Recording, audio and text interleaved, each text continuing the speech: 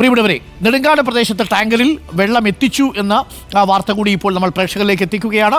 Reporter വാർത്തയ്ക്ക് പിന്നാലെയാണ് corporation ടാങ്കറിൽ വെള്ളം എത്തിച്ചിരിക്കുന്നത്. റോഷിപാൽ, അരുൺ സോളമൻ എന്നിവർ നമുക്കൊപ്പം ചേരുന്നു. റോഷിപാൽ, ഇപ്പോൾ പല സ്ഥലങ്ങളിലേക്കും വെള്ളം എത്തിച്ചോ? റോഷി.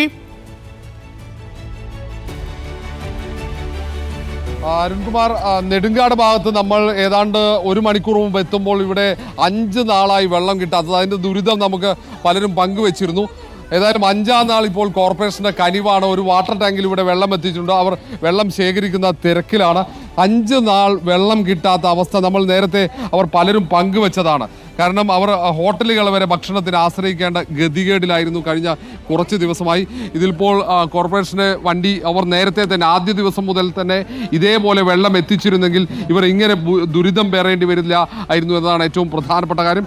ഇപ്പോൾ അല്പസമയം മുമ്പ്, ഏതാണ്ട് 10 മിനിറ്റ് മുമ്പാണ് വെള്ളം ഇവിടെ എത്തിച്ചത്. ഇവരുടെയൊക്കെ പ്രതികരണം വളരെ പ്രധാനപ്പെട്ടതാണ്. ഇവർ വെള്ളം ശേഖരിക്കുന്നുണ്ട്. ഈ വെള്ളം പൂർണ്ണമായി ഈ പ്രദേശത്ത് എത്തിക്കാൻ കഴിയുമോ എന്ന കാര്യത്തിൽ ഒരു വ്യക്തതയില്ല. ചേച്ചി, ഇന്നലെ വെള്ളമില്ലാതെ ഒരു തുള്ളി വെള്ളമില്ല, ഞങ്ങൾക്ക് ഉപയോഗിക്കാൻ പോലും വെള്ളമില്ല. കഷ്ടപ്പെട്ടു കുറെ നേരം. ഭക്ഷണമൊക്കെ ഹോട്ടലിൽ നിന്ന് വാങ്ങിച്ചു കഴിക്കേണ്ട സാഹചര്യം വന്നു. അരുൺ, ഈ പ്രദേശത്ത് ഏതാണ്ട് എത്ര വീടുകളുണ്ട്? ഇവിടെ ഈ മേഖലയിൽ ഒരുപാട് വീടുകളുണ്ട്.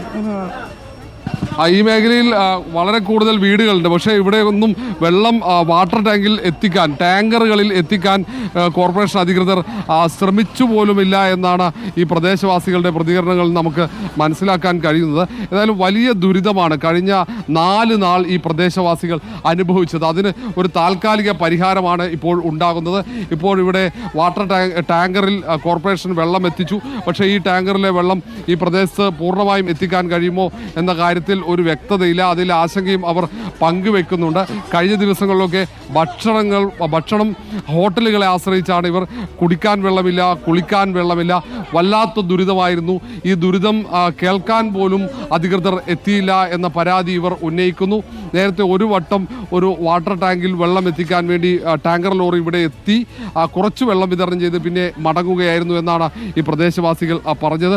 ഈ കൂടുതൽ പ്രദേശവാസികൾ ഇവരുടെ വെള്ളം മുഴുവൻ ഇവർക്ക് വെള്ളം കൊടുത്തതിന് ശേഷമേ നമ്മൾ അവിടെ നിന്ന് പോകുന്നുള്ളൂ. നമ്മളിപ്പോൾ രാവിലെ ഈ വാർത്ത റിപ്പോർട്ട് ചെയ്ത് നെടുങ്കാട് ഭാഗത്ത് വെള്ളമില്ല എന്ന വാർത്ത അമ്മ 5 ദിവസമായിരുന്നു.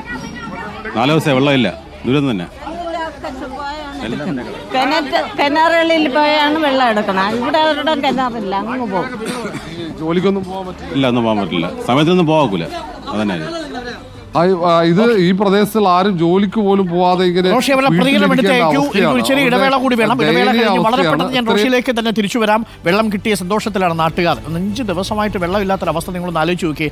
ആലോചിക്കുമ്പോൾ അറിയാം അതിന്റെ ബുദ്ധിമുട്ട്.